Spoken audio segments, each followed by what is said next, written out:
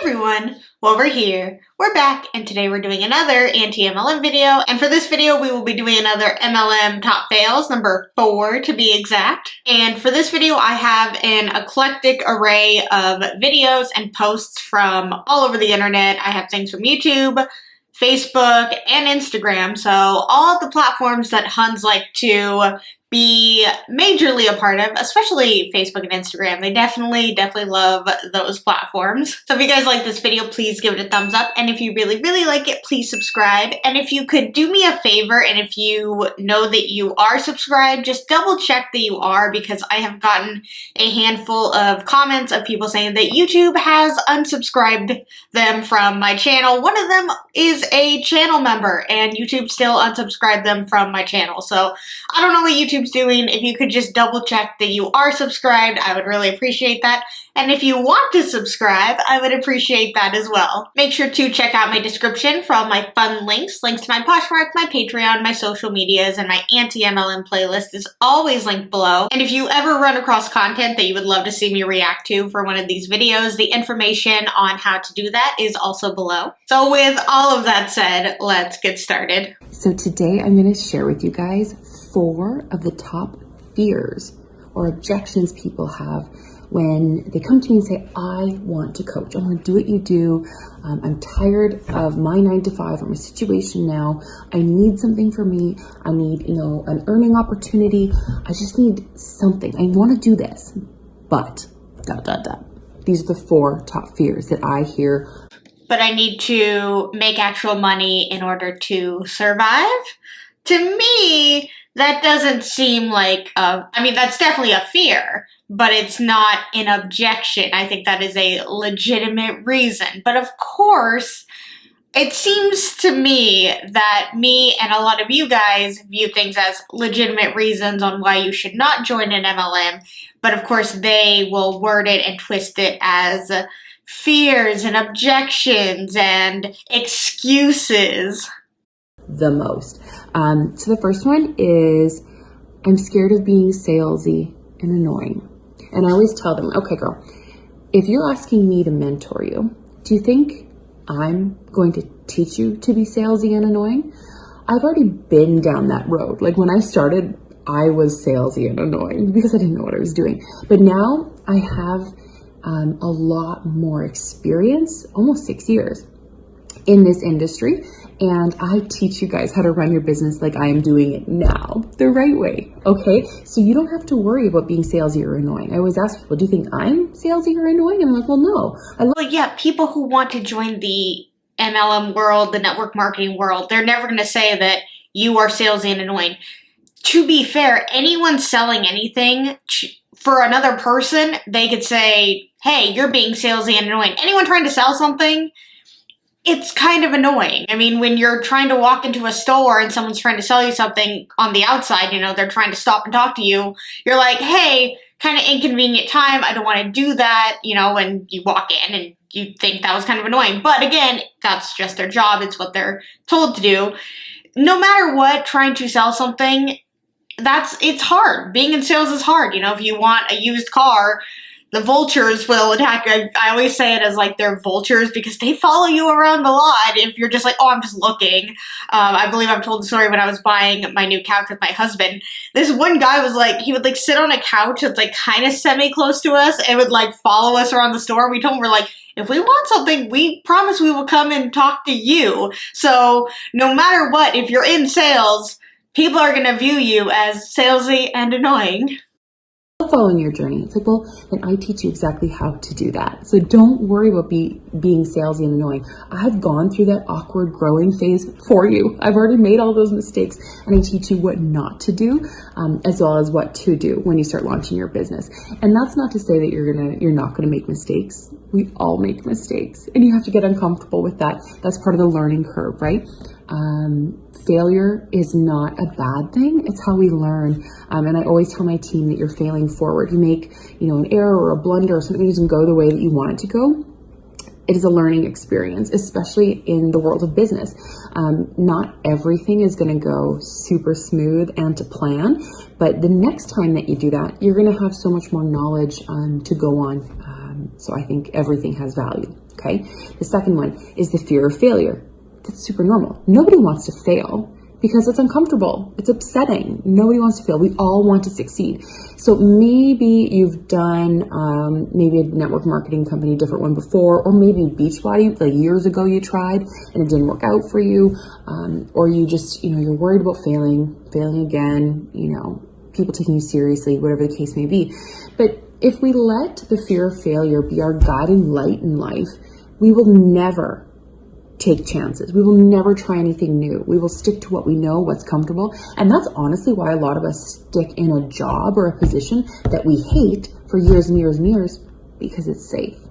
Because we have very little, surprises. You go to work, you do what you got to do, and you come home. Yeah, and that's how a lot of people are. And I do agree that maybe you want something different and you're scared to. But the whole point is that they're scared to go out and do something different because that job that is safe and boring is paying the bills. It's a consistent stream of income. You know how much money you're going to get. You know that you're going to get money. If you quit that for an MLM, you may never see money and be absolutely terrified because you're like, this isn't working. And it's not even that you're failing at the MLM. It's that the MLM business structure is not meant for everybody to succeed. It is actually meant for majority to fail. So that is how the structure is that the people at the bottom have to find a bunch of people underneath them in order to see success. And that is very, very, very difficult for people to do.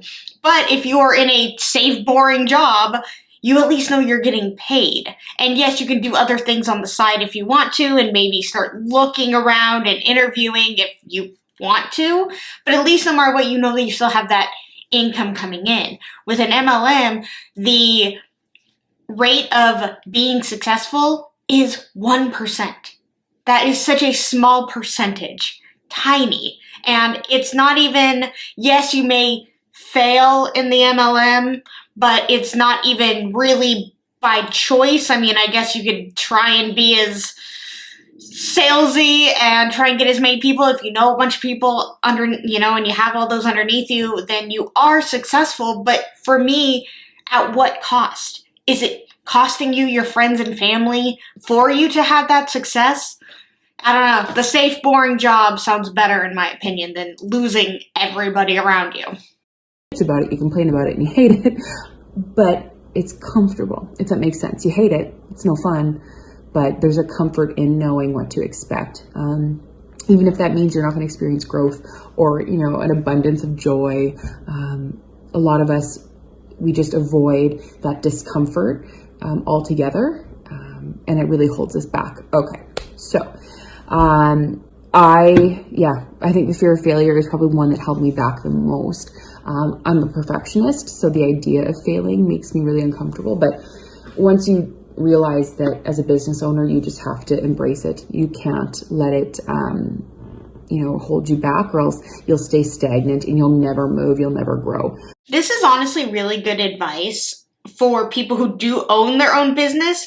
But when you're in an MLM, you are not owning your own business. I don't know how they convince people that it is their own business. Like, just because you paid a starter kit cost does not mean that you own that company. You don't get a say on anything besides maybe who you talk to. That's about as much freedom as you get. Number 3, I don't have any followers.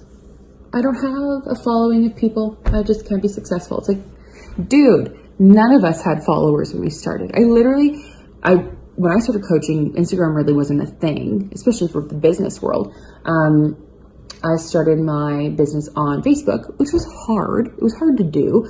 And now with Instagram, the whole point is to connect with strangers, whereas Facebook, the point was to connect with people you already knew, right? I mean, yeah, I guess, but still on Instagram, people don't want to be sold to. But we hear this a lot, don't we? Is that they will say an excuse that people use is I don't have a following. We know having a following, having a big group of friends or a big family is a benefit to those people. If you don't know anyone, it's going to be 10 times harder on you to get to where you may want to be than it would be for someone that has a huge group of friends. That's just the reality. That just makes sense.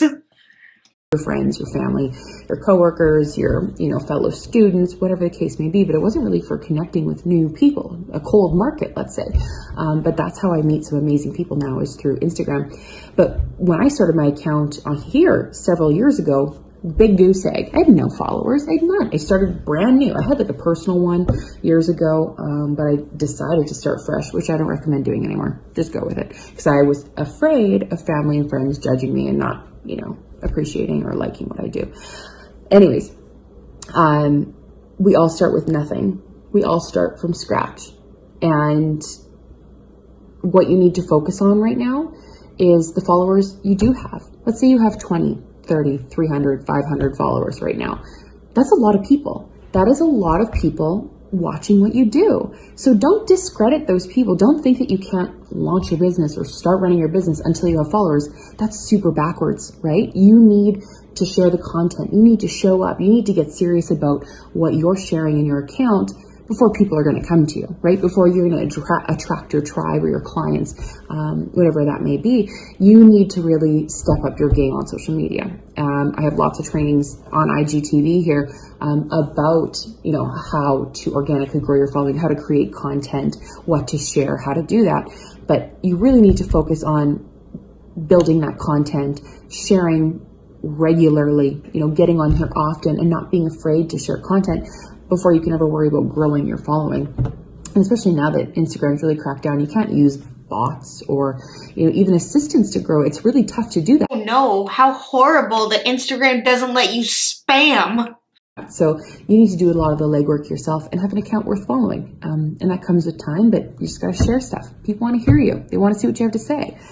And then the last one, I kind of touched on this already, but I don't want to annoy my family. I don't want to annoy my friends. I don't want them to see that I'm doing this. Like, could you imagine in any other situation, you're launching a shoe store. I always use a shoe store as an example. I like shoes, I guess. But you didn't want to tell anybody about it. You're like, oh, I don't want them to come to the grand opening. I don't want them to see what I do. I'm just embarrassed. No, clearly you are starting a business on social media, Beachbody Coaching in this instance, because you're passionate about it. You probably have seen results or felt results from this community, the programs, the products. Otherwise, why would you sign up, right? I always tell people, if this is just for like the money and you don't care about the products or the people, this isn't for you. This opportunity is for people who are passionate AF, who are like lifelong customers, who have. That part is so true. Beachbody wants to turn you into a lifelong customer.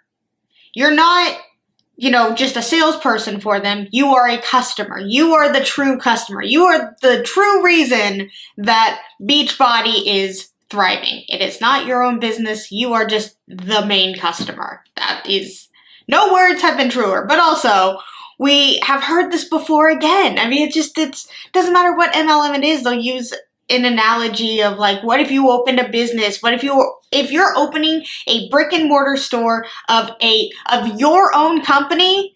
That is different than starting an MLM. It's just completely different. When you are in an MLM, you are trying to recruit your friends and family and getting them to, begging them to buy from you so that you hit rank most of the time. Not saying everybody does that, but they do say to start with your warm market. And what does that mean? Friends and family. And of course, if you open up a brick and mortar, you would want your friends and family to come, but you're less likely to depend on them for your success, unlike in an MLM. And also, you're not trying to recruit them when you when you open up a brick and mortar. It's two totally different things. Seen and felt the ripple effect that Beachbody has, and they want to pay it forward. And also when she said, if you're just in this for the money, if you start a job, if you are in any job, I'd say 95% of the time, you're in it for the money. The other things are just bonuses. But if you're starting something, especially if you're starting your own company, you're in it for the money. Liking the products, of course, is a benefit, but they want you to be there for the product and the people and the connections. And the money is just a side thing. If you are only in it for the money, then you're the problem. They want you to be in it for the other things because the products and the people are consistent. The money is not. Obviously, if that's the way you feel, you shouldn't be ashamed. And if you'd be surprised how supportive family members and friends can be if you're just open and honest about what you're doing. Don't hide in the shadows. Don't be embarrassed or ashamed of what you're doing. Education will break down all those barriers. So if you talk about what you do, what we're all about, talking about it openly really breaks down that stigma in network marketing, because let's face it, there is a stigma around it. And I get that. There's a lot of people that run their business in a really slimy way. But if you it doesn't have a stigma just because people run it in a slimy way. There's definitely more to it. Your family and friends, and really share with them that it makes you happy and that you're passionate about it. They can't argue with that. So, and then if you do have people that are still like negative and really rude to you, then, you know, it's sometimes hard to like say like, don't hang out with your family. Like, you know, don't spend time with them, but just be strong. Just because somebody disagrees with you doesn't make it negative or mean, but they're almost taught, it seems, in MLMs that if people disagree with the MLM and what you're doing, then don't talk to them. Don't entertain what they're saying. They're just trying to be negative for the sake of being negative. Most people aren't negative for just the funsy of it all. People who care about you want to tell you the truth and want to share their opinion about what they're doing. That doesn't mean that their opinion is wrong and that they're just trying to be mean. No, people can disagree with you, and that's okay. That doesn't make them a hateful person. But again, in MLMs, they want to surround themselves in this echo chamber of the MLM is the positive thing, and if they hear any outsideness, then they are just taught that it's hateful and rude, and that's just not true. And, you know, be unapologetic about what you love, and especially when it comes to Beachbody. You're passionate about health and wellness and, you know, feeling good and sharing that with others. There's nothing to be ashamed of with that. And I shout it on the mountaintops because it has changed my life. It has changed a lot of the people that I love. Lives. So I'm certainly not ashamed of it, but I get it. I was like that too. I was really shy and nervous to even like breathe the word Beachbody because I thought everybody was going to judge me. But then when you just share with people that it makes you really happy and it fulfills you, you can't argue with that. Okay, those are my 4 fears. And if you're feeling this type of way, just know that it's normal and you need to get over your fears if you want to make your dreams a reality. You want to make your dreams a reality. Wow. Words of wisdom. Bye, Beachbody lady. Yeah, it's just, I don't know if I learned anything. Just, there's always these, you know, excuses as they call them. But it's like, if your family and friends are telling you that this is probably not a good idea, and if you are in it for a little length of time, and the only people who are keeping you afloat are your friends and family, is it really a business? And are you really starting your own business? Like, people know what starting their own business is. They view, you know, an MLM as starting your own business as like a fast track way to starting your own business because you don't have to worry about the product packaging and ordering this and keeping, you know, pallets of inventory, even though, especially in paparazzi, I swear they all have pallets of inventory. But there's no fast track way to start a real business, and that's okay. But starting a real business is so much more rewarding than being successful in any MLM. Okay, so we have a post from Instagram, and it says, network marketing is one of the few industries where you can go from entry level to CEO without someone's permission. And the caption says, if waiting for someone to give you a raise is not your thing, I quit my last 9-to-5 job 12 years ago and I've never looked back. Network marketing isn't for everyone, but if you like to control your hours and pay, then it's a unicorn. Unicorn emoji. So are they saying that just if you have control over your hours and pay, I guess, that makes you a CEO?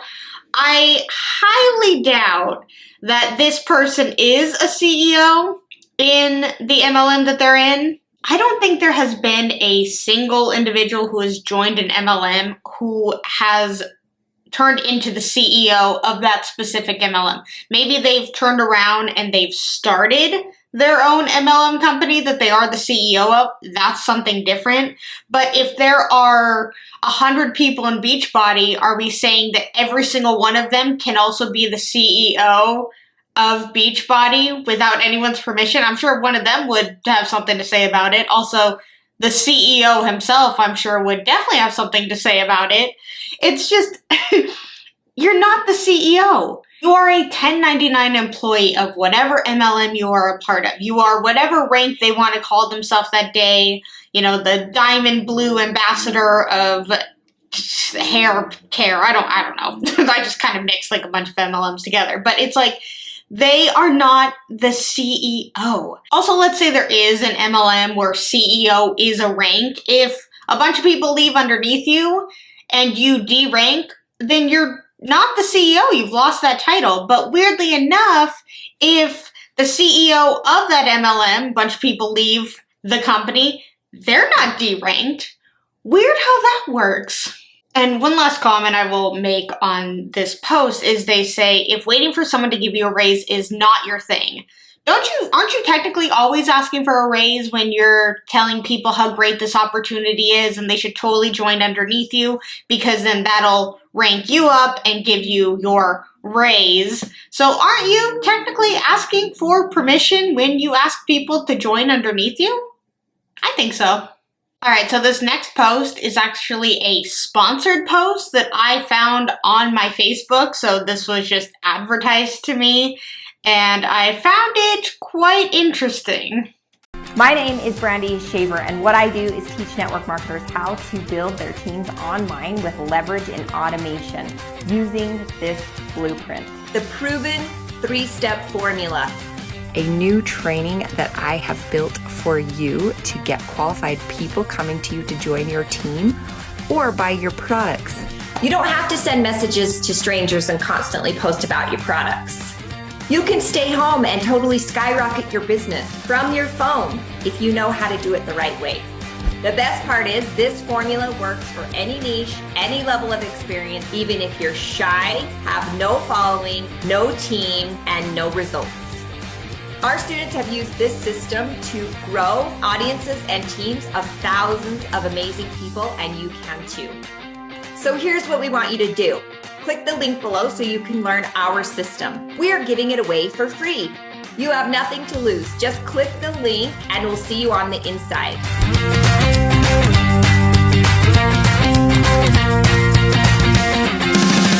So I'll read the post, but I just want to make a comment about that video. I just like how she said, we can help you find people to grow your team or buy your products. Like, just had to throw that out there. Like, it's not just about growing your team. It's also people will want to buy your products.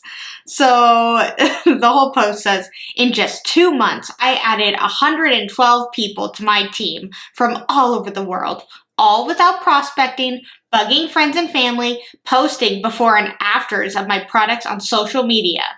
Now you're thinking, no way.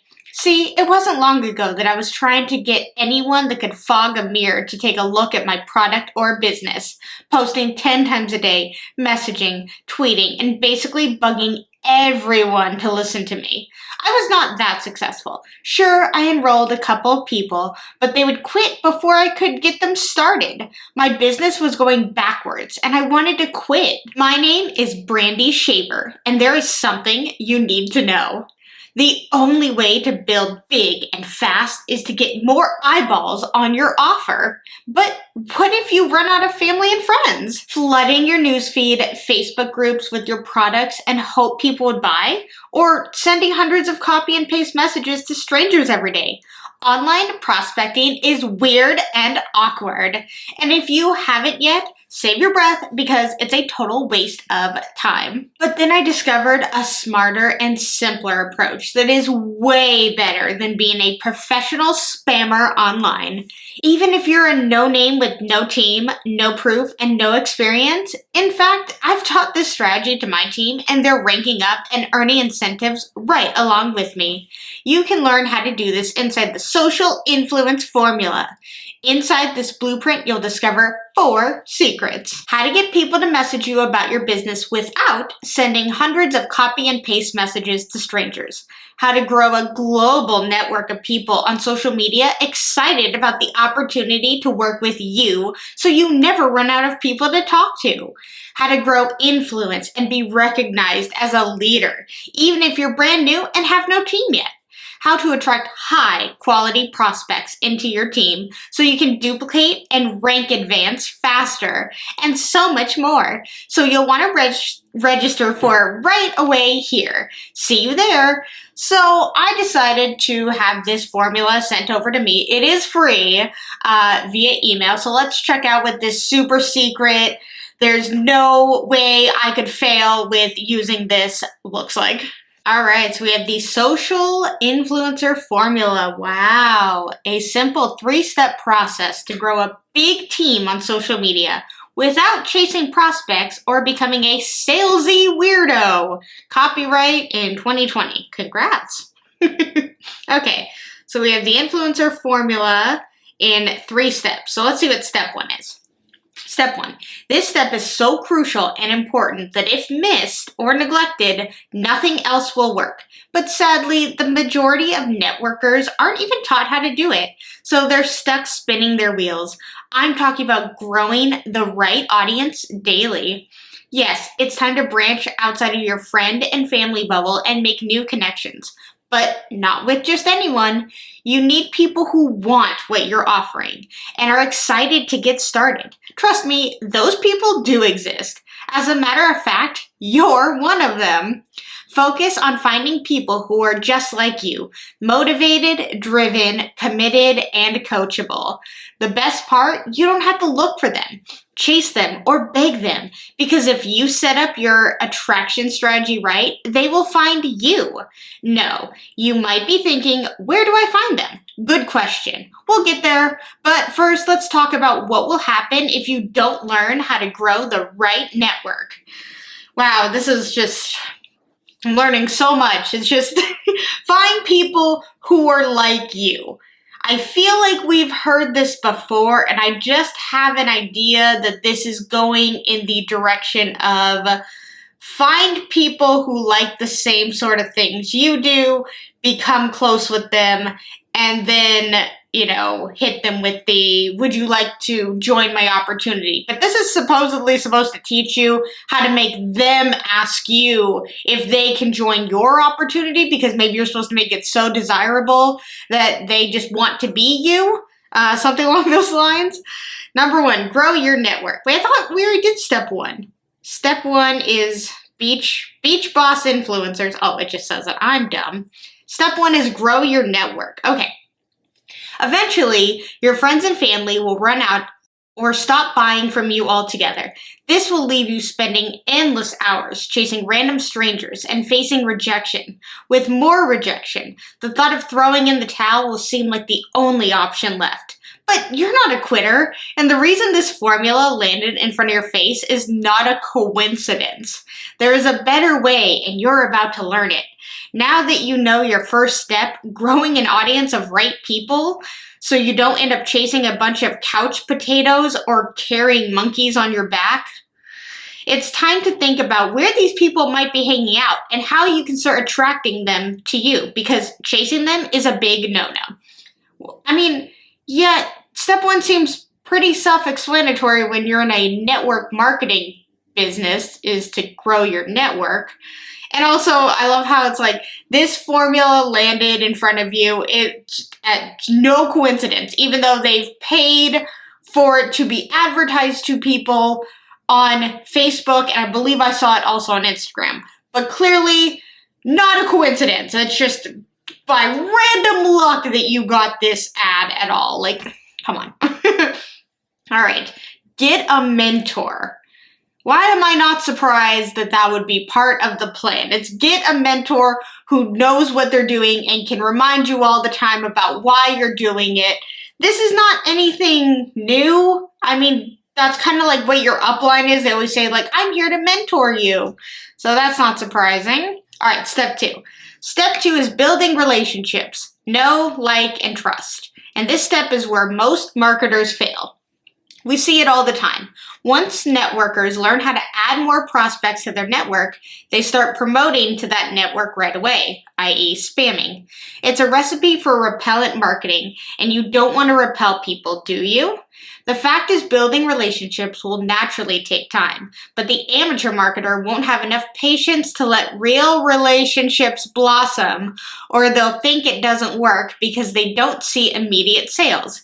If you want to be in this industry for a long run, you need to know that sacrificing short-term gain for long-term success is always worth it.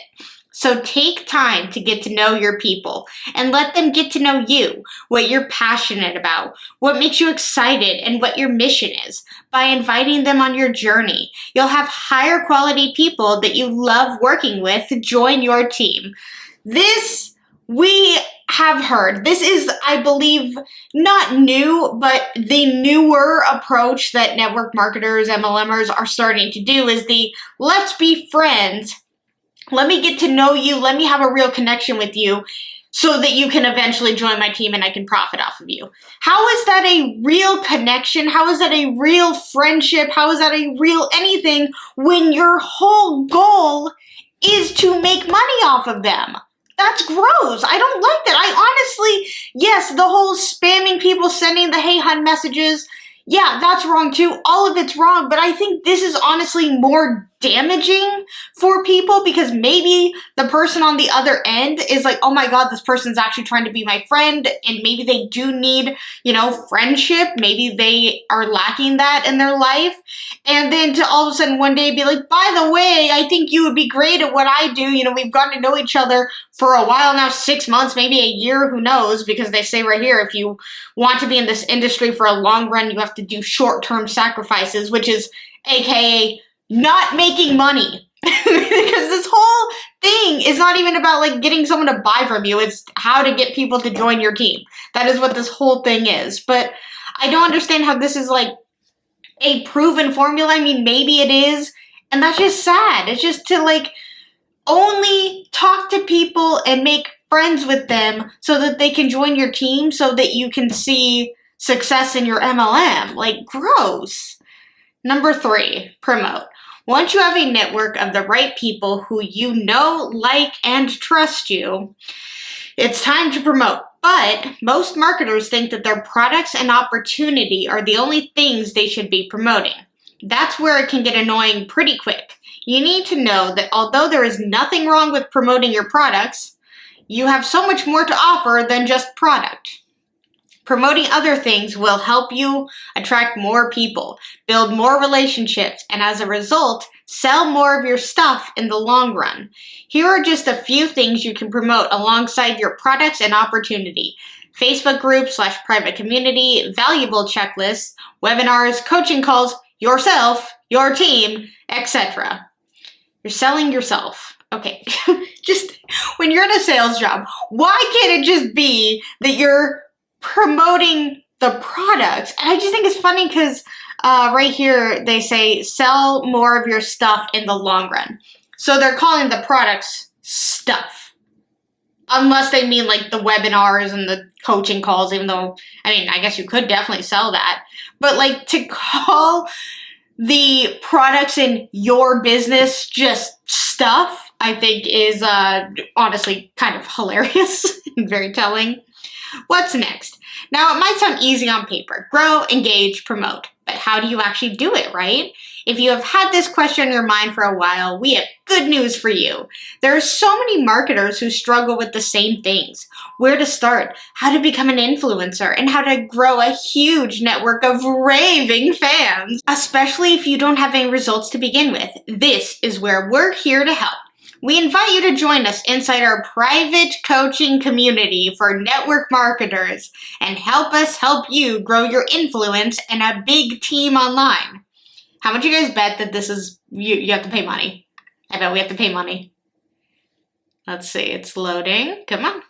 Wow, look at that. It's $13, which, to be fair, that's not really anything, but it's $13 for information that we have heard in many opportunity and team calls that are for free on YouTube. I'm sure it's free on Instagram. I'm sure it's somewhere free on somebody's, public Facebook page.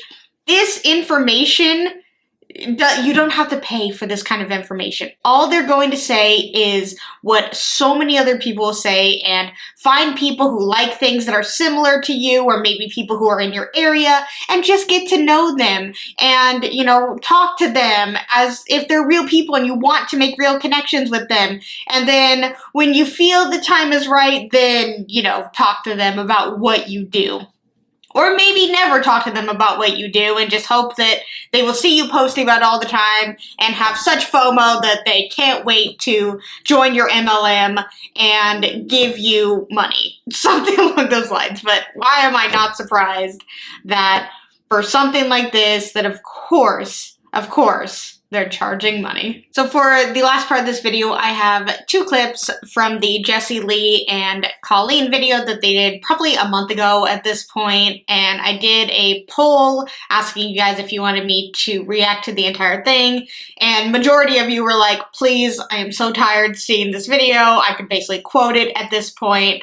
And somebody, or a few of you, had suggested that I just take clips and do it in a MLM Top Fails video. So that's what I am doing here. And I thought that was a great idea because I don't blame you for not wanting to sit through the entire video yet again. If by chance you have not seen this video, there are a lot of amazing anti-MLM creators who did react to the entire video, so I would highly suggest you checking out any one of them. You can probably just type it into YouTube and say Jessie Lee and No Shame Sales Game, and I'm sure those videos will pop up. So if these clips interest you, I highly recommend watching one of the other creators talk about it.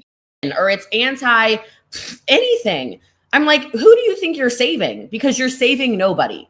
You're literally saving nobody. And I just think it's so toxic. And I said this, and I'm telling you, I'm calling it publicly now because we've got 500 here. I've got hundreds here. The podcast, God knows, that's huge. And then 50 over here. I'll tell you right now, I called something out the other day, and I know it will. I know what's going to change. I made a point, and I know you saw it because you commented to me about this. You are horrifically anti-women in this movement in particular. Horrifically.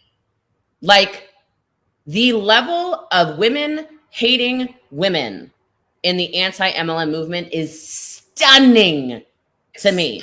And if you would like to say that I'm wrong, I would like to respectfully ask you, where are the videos about the men? Because if you want to talk about the network marketing, now there will be men videos. I'm calling it right now. They're going to start making anti-men videos in MLM just to be like, no, see, I can talk about him too. It's too late. I just called you out on your BS, you BSers. Okay. But, they'll come out now though. Like, they'll leave that little sound bite out of this. That'll get edited out. But it's okay. We got the recording. I know it's the truth, but here's the real truth. Network marketing is dramatically female-centric. I believe it's 76% women, if my statistics are correct. Mostly women. Now, women are natural sellers.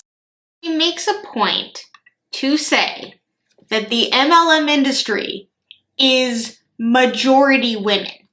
So clearly, when people make videos about anti-MLM stuff, and we need to use videos in order to prove our points, make counter arguments, then that means that the majority of content to make videos about out there are going to be mainly women. Now, I have said this many, many, many times.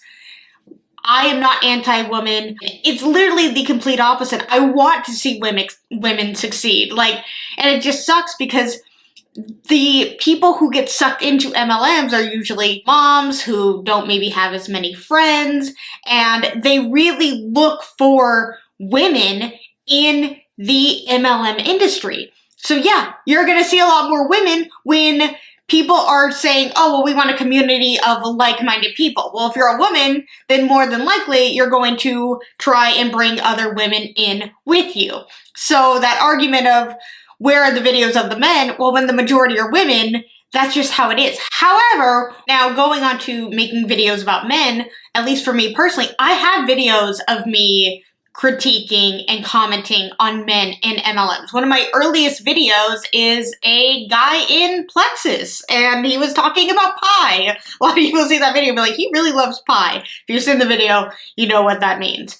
And I probably have maybe, I think, 3 other videos that either it is about a guy or a guy is in the MLM also along with his wife or girlfriend or whatever. And I would argue that the videos that have a man representing the MLM is probably the ones that make me the most angry and uncomfortable, honestly. And I will put in a clip of a man representing Savvy that I did about a year ago.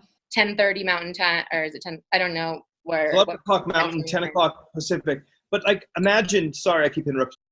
I can't help myself. It's exciting. It's fine. You get me like thinking, but think about it, like how you love Fridays now. And all I did was text you because I knew you were a yoga teacher, and I said you got to do this. And like I've already enrolled over 30 women, and that's like my approach. It's like, you look good in yoga pants, you should get paid for it. It's kind of pervy, but it works. And yeah, I hate that. I knew he gave me weird vibes. But now you are all shopping on Fridays. Imagine when our teams are 100, 500, 1,000, 5,000, 10,000 people every Thursday and Friday, just this mad shopping spree. It's like, oh my God, they came out in pink. And like 400 girls buy this outfit and your check is just going. So yeah, that's just one example of one guy who I have used as an example of why the MLM industry is problematic. And I would also argue that when it comes to MLM products, that they do target women. I mean, there's hair care, makeup, skincare, nails.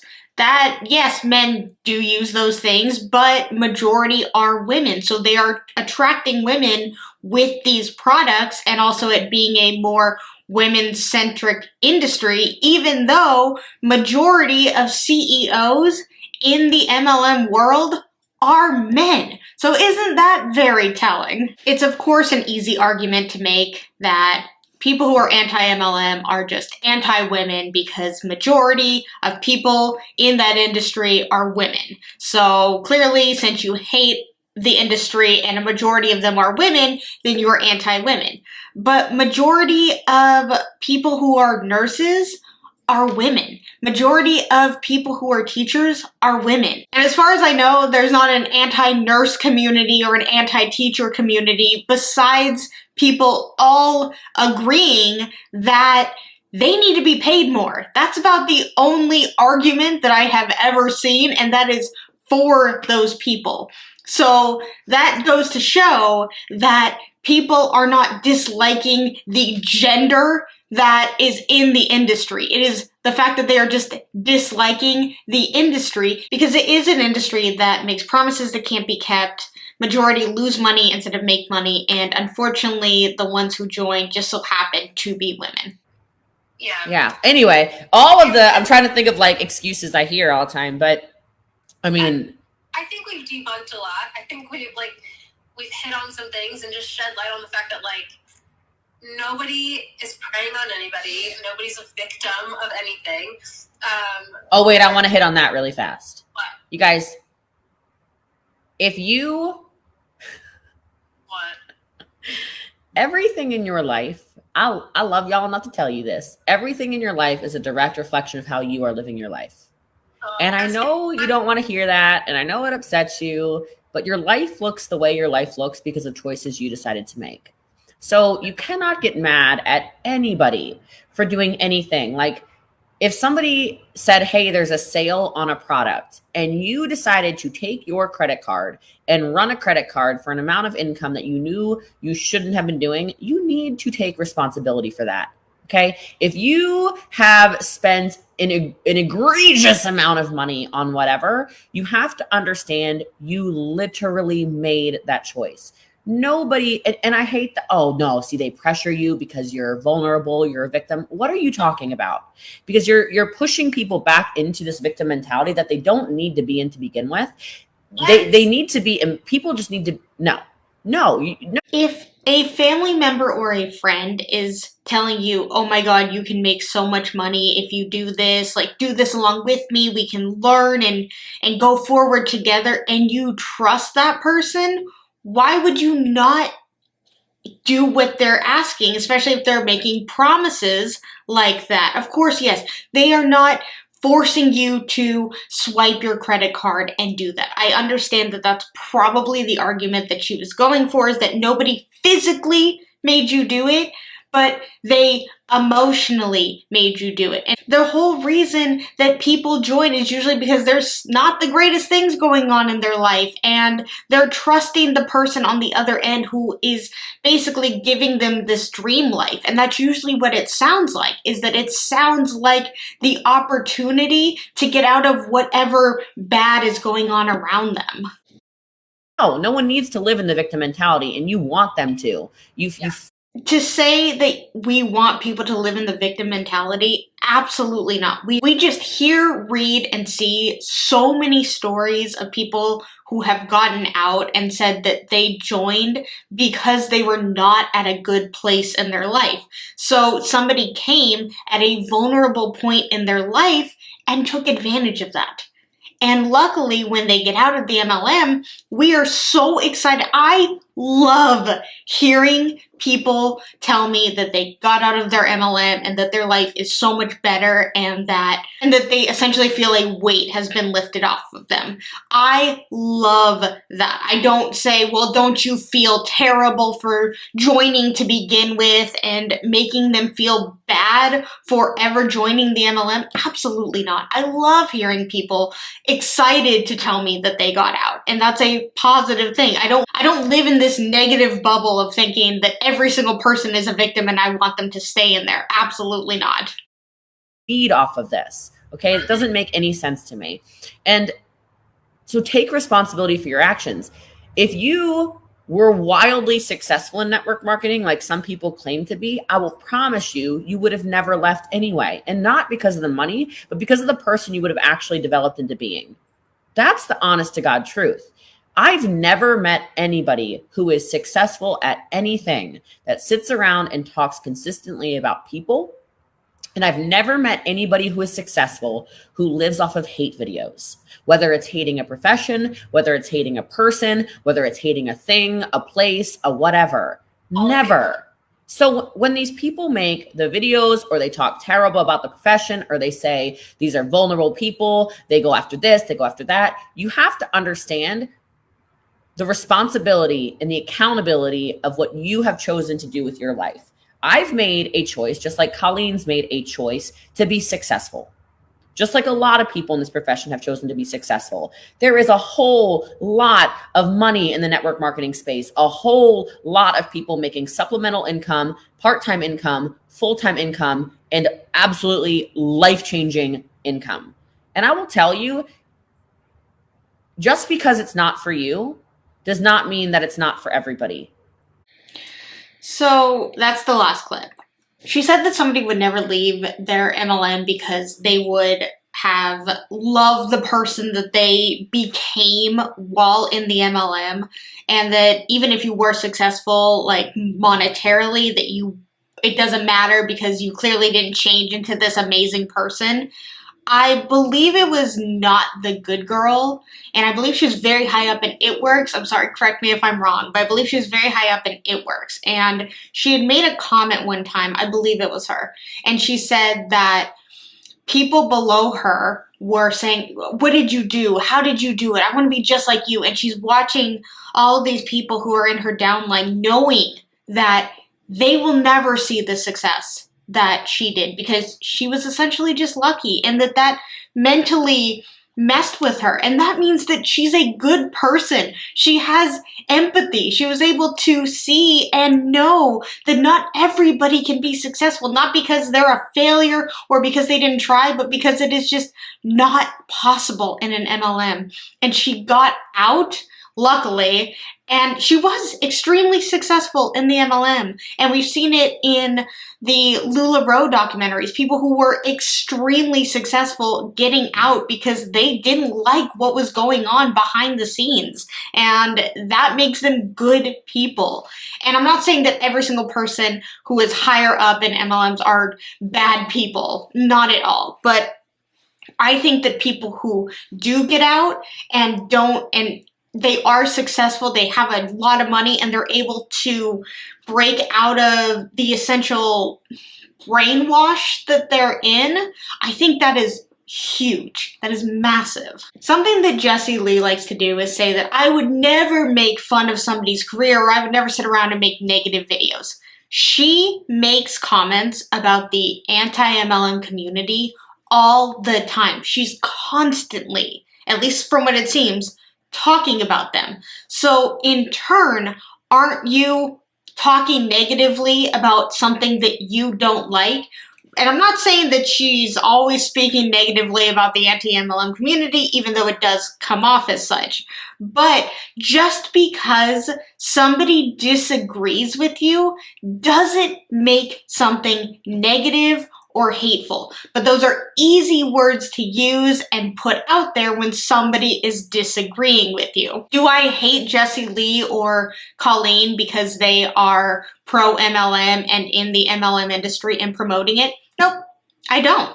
I just disagree with them. I don't hate them for it. I don't think that they are negative, horrible people because they are promoting their MLM. I believe that they believe that the MLM industry is truly a good thing because it has done a lot monetarily, definitely for Jessie Lee. So that's going to, of course, she's never going to speak negatively about it because it has changed her life. So she's going to speak positively about it, but I disagree with that. I don't view the MLM industry as a good thing. And of course, there has to be some wildly successful people for anybody on the outside to look at it and want to join. So overall, with that whole Jessie Lee and Colleen video, do I think they debunked anything within the anti-MLM world? No, I do not. I have yet to see an MLMer genuinely debunk anything in the anti-MLM community without them using a personal experience and saying, well, I've never experienced that, or them just saying like, nope, that can't be it because that's illegal. Those seem to be about the only ways that we get a true debunk from them. But when there is multiple videos online of contradictions of other MLMs doing what maybe this MLM over here says they're not doing, that doesn't mean that it's debunked. All right, I hope you guys liked this video. This was a long one. I'm pretty convinced this is going to be a very long video, but I know you guys really love long videos. So if you liked it, please give it a thumbs up. If you really, really liked it, please subscribe. Make sure to check that you're still subscribed. Let's talk anything and everything anti-MLM in the comments below. And until my next video, I will see you guys then. Bye.